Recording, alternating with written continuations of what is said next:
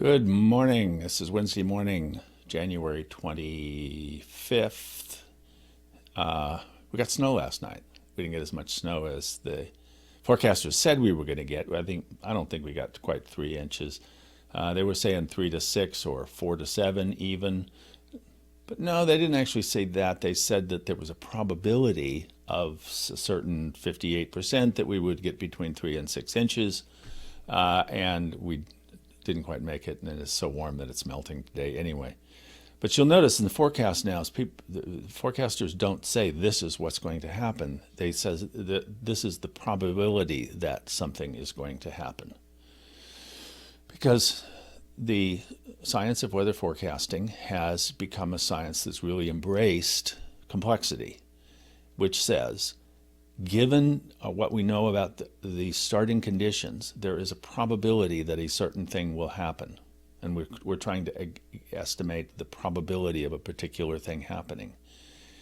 That's really more like being a prophet than the whole notion that that we've sometimes had, that prophets see the future. Prophets don't actually see the future. They're keenly aware of what is really happening now, and they're able to project from what's happening now what's likely to happen into the future. And we are all, to some degree, prophets. We are engaged in the various kinds of prophecy in our lives because we're trying to figure out what's going on and what's going to happen. Now, there are particular times when we speak a prophetic word, and we're going to talk about that. And in fact, that's what we're going to talk about on Thursday evening, is when have we done that, and how have we known that what we were speaking was in fact both accurate and helpful, and perhaps even more helpful than the way others were seeing it. Right, so I was led into thinking about this for a number of reasons, a bunch of stuff that's been coming up for me. But the immediate thing that's been coming up is that I was invited to speak, to preach this coming Sunday. And so I looked up the lessons that exist in the Revised Common Lectionary. And they are these, and they're wonderful. There's a really rich stuff in here. So it sort of led me to this as our theme for this week. So this lesson from Micah here, this is Micah 6:8 is such an important verse that a friend of mine actually uses this as her password on her computer stuff. So the lesson from Micah. Micah is talking to the Hebrews, to the people of Israel, and saying, there's this thing happening that is so huge, such a big issue, that it is shaking the foundations of the world. And that's basically the first 5 verses of this text. And like the human one says, well, then what am I supposed to do? What sort of offerings am I supposed to give? And Micah responds, oh, mortal, you know what is for you to do. You have been you have been told this, and it is that we're not to make sacrifices. That's not what this is about. But we have to change how it is that we're going to act, and in particular, act towards others such that we do justice, love kindness, and walk humbly. If we have humility, if we're creating justice, if we are kind to each other, that is actually what's going to create what is needed in the world. And it's a corrective for them, because the way people are thinking about their relationship with the ultimate, their relationship with the Lord, with God, is that God demands of them a certain suffering, a certain loss, such that they can make God happy. And Micah says, no, what's going to make God happy is if we treat each other in a particular way. And this is like sort of a central prophetic text. This is what the prophets say, is that wake up, folks, it's about how we treat each other. That's the crucial thing here. All right, then in the lesson from Corinthians, the epistle lesson, Paul's epistle is a letter to the Corinthians. Apparently, the Corinthians have gotten the news about what it means to be a follower of Christ and how it is they are to live with each other. They've heard that this is how we are to be, and they're living into that. And living into that has gotten them some criticism from folks around them. They're like, what are you doing? You're sharing your goods with each other. You're sharing your wealth. Are you crazy? What fools you are. And so the people are being called foolish by those around them. And so what Paul's saying is, they think you're foolish. We know that we're being wise. What's foolish to some is the wisdom of others. And so he's contrasting this sense of what does it mean to be a fool and what does it mean to be wise, and how do we know the difference? So that's one of the themes that we want to look at here in terms of how do we know if the way we're seeing things is in fact a wise way of being, or are we just being foolish? And then the gospel lesson. This is probably the center, the heart of the gospel is Matthew 5. All of the gospels talk about the life of Jesus, but only Matthew, to some degree Luke, talks about what Jesus taught. But this section from Matthew is the heart of Jesus' teaching. It's called the Sermon on the Mount, and it begins with a section called the Beatitudes. These are the blessed. Blessed are they who. And he goes through this list of blessed are they when, and this happens, and he's giving this list of things about people, and it doesn't really sound like a blessing that I want to have, right? He's got these he starts with the poor in spirit. Now, we don't really know what poor in spirit means exactly. It can mean somebody who is connected to the spirit of those who are in poverty, which is a nice way of reframing it. But I think it's people who are dispirited, right? Blessed are those who are dispirited. Blessed are those who mourn, the meek, those who hunger and thirst for righteousness. If you're hungering for righteousness, it's because you're being treated unjustly. So what he's talking about here, blessed are those who are the victims of the world. And that doesn't feel like a blessing, but he's trying to say something about what's really true for us in this. And then he adds three other groups that seem to be worthy of praise because these are people who are responding to the realities of the world in a particular way. These are the merciful, the pure in heart, and the peacemakers. And then the last piece, and this kind of comes off as, it's like three different verses, but it's all one thought. It's like those who are persecuted for righteousness' sake. Blessed are those who are persecuted for righteousness' sake. He says, blessed are you when people revile you and persecute you and utter all kinds of evil against you falsely on my account. Rejoice and be glad, for reward is great in heaven. For in the same way they persecuted the prophets who were before you. So Jesus is, on one hand here, calling us to be prophets and telling us that we'll suffer for it. I'm not sure I want to do that, right? Modern day prophets, they don't make out so well. There was a movie some years ago about a weatherman, talking about forecasters the movie starts with people throwing trash at him because they think he's controlling the weather by what he says, right? Al Gore talking about climate change. Anthony Fauci's looking to face hearings in Congress because of his predictions about the pandemic. So modern day forecasters are not particularly lauded. And it's not like a job description that you're really going to want to pick. I remember back when I was in ninth grade, Mr. Wolf's class, we had this unit on careers. And he gave us this list of possible careers, and to kind of look at thinking, what do you want to be when you grow up? And we did research and we interviewed people about, if I was interested in doing this, what would that be like? What would my life be like if I did, And I do recall that one of the items on the list was minister, and I thought about our minister at my church, and I thought, why would anybody want to do that? But I'm quite certain prophet was not on the list. why would anybody want to be a prophet? It's not a laudable, a desirable goal. Certainly the prophets of old were sort of dragged kicking and screaming into that. So, for our conversation Thursday evening, what I want you to do is consider times when you have been a prophet. You have made some kind of prophetic utterance.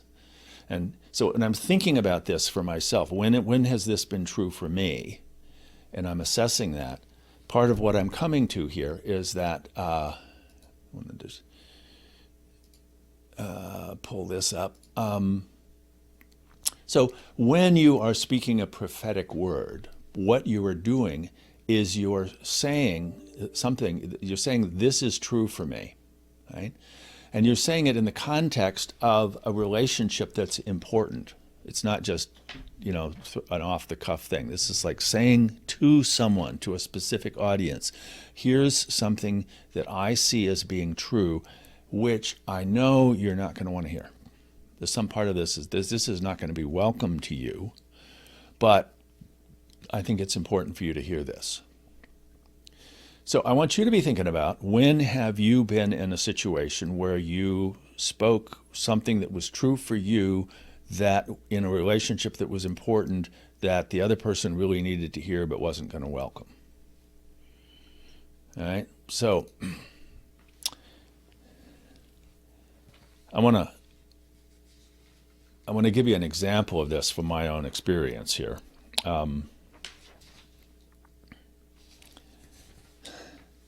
You know what it means to be radicalized? The guys who flew the planes into the buildings in 9/11, they had been radicalized by a particular worldview that said, America's the great Satan, it is doing horrible things, and we need to go to the heart of that great beast and take it out, and it's largely around the way it does economic exploitation, and so the World Trade Center becomes the heart of that, and that's what we're going to take out, that and the Pentagon and probably the White House. So those guys were believing in what they were doing so much. They so much believed that what they were about, that they were quite calmly and intentionally taking their own lives. They were sacrificing themselves and a whole bunch of other folks for what they saw as a noble cause. And I have to kind of admire them for that, but I don't certainly agree with their strategies, and it didn't create what I think they were trying to create. They were hoping to create safety in the world and greater sense of justice, and flying bombs full of people into buildings full of people isn't going to do that. But they believed it would because they had an experience that in some sense radicalized them. And I can remember having been radicalized. First experience was like back in 8th grade, but when I was in high school. I was radicalized by my church, by the United Church of Christ. There was a series of what were called youth forums, and the one that I want to speak to in particular was the first one that I went to. It was in the summer between my junior and senior year, and it was in San Francisco. And one of the things I got to do was to hear from Ira Sandpearl, who was Joan Baez's teacher in nonviolence, and I was very moved by what he had to say. And I learned more about this topic of this event was called Possibilities for Peace. And a lot of what we heard about was what was going on in Southeast Asia, in this little country called Vietnam. Who'd ever heard of that? This was the mid-'60s and early 60s. And I'd heard that there was some police action going on there, but it certainly didn't affect me, except when it did. And we were now in full-blown war with Vietnam, and I had some sense of what was going on there, and I did not support that war. And because of a glitch, I ended up getting an order to report. I lost my deferment. I got an order to report for induction, and I was facing the possibility that I was going to actually get pulled into the Vietnam War. And it pushed me to recognize that, no, I was not going to do that, and I'm not going to do, it is so important to me that I not do that, that I will declare myself a conscientious objector. I was off at college when this was going on, but I went back home for a visit, and my mom knew what was going on, and I shared it with my folks. And so my dad and I had to have a talk. She said, I think I'll go to bed. I'll leave you guys to talk. So we sat down, and I told my dad what was going on with me, why I would not support the war in Vietnam, and why it was so important to me that I would risk going to prison to defy that, and what my options were, that I thought there were some better things than being in prison, but I was going to take a stand here. And he clearly was not happy about this, but he was probably the most conflict-phobic person I'd ever known at that point. He wasn't going to berate me, certainly, but he said, Mark, I'm worried that you are adopting a position here that I don't think I can support. It just doesn't seem right to me for someone to choose a stance or take an action that they would not extend to everyone else. And I said, what? What am I doing? I'm not saying that other people can't do what I'm doing. He said, well, what would happen if everyone chose to not fight, to not protect our country? And I said, if everyone decided not to go to war, we wouldn't have wars. And he said, no. I mean, what would happen to us? If none of us were to protect the U.S., what would happen? And I said, so the all for you, I don't remember whether I said this or not, but it became clear to me that all of us for him meant all of us in the U.S. And all of us for me meant all of us humans on the planet. And that we were thinking of the problem in different dimensions, and thus the solutions to the problems would arise in different ways. So this conversation, one of the things we could agree on is that we were right. I was right. He thought he was right. I was surprised to learn that I had a position that I experienced as being a more mature, inclusive, wise perspective than my own father. He was surprised to learn that he had failed to raise a son who was willing to do what it took to defend our nation.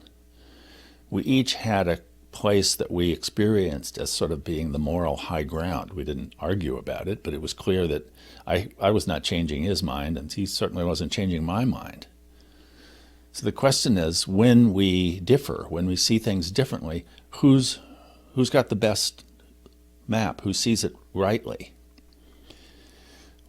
When I come to an understanding, when I came to the understanding about what was going on in Southeast Asia, when I came to an understanding about what war is about, when I came to this insight, it was very clear to me that I was moving up to a higher way of understanding, a more inclusive, more just, better way of being.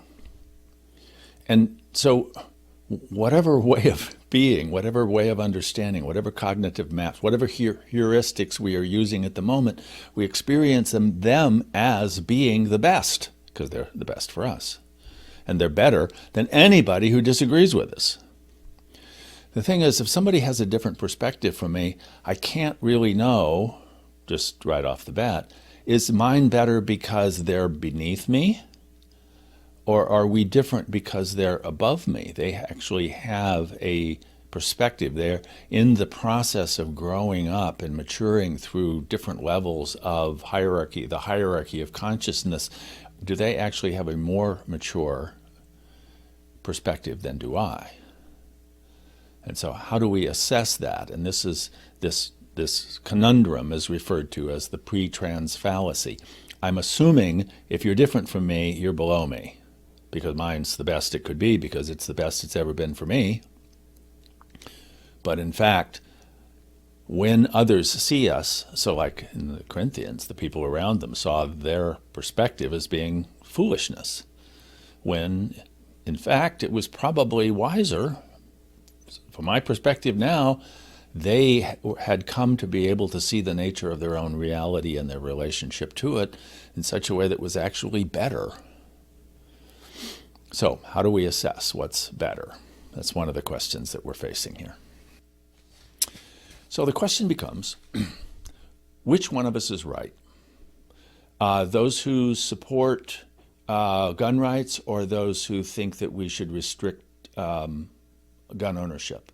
Which one of us is right? Those of us who are pro-choice or pro-life? Which one of us is right who think that marriage is between a man and a woman, and those who extend marriage rights to everyone?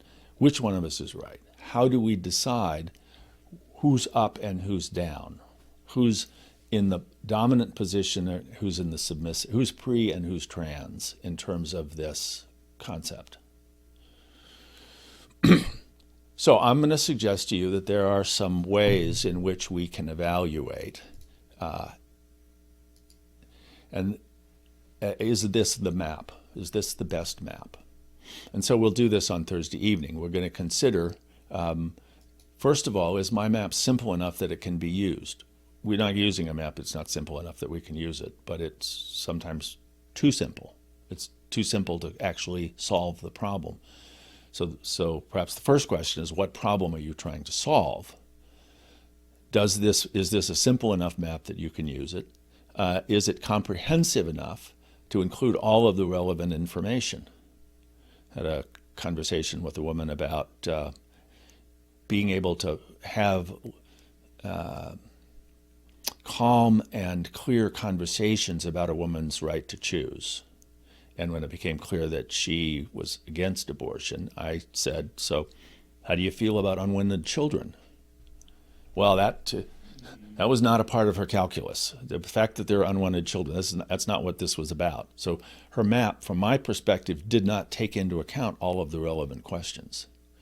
And the last point is, does this incorporate data that is true as valid by all applicable truth claims?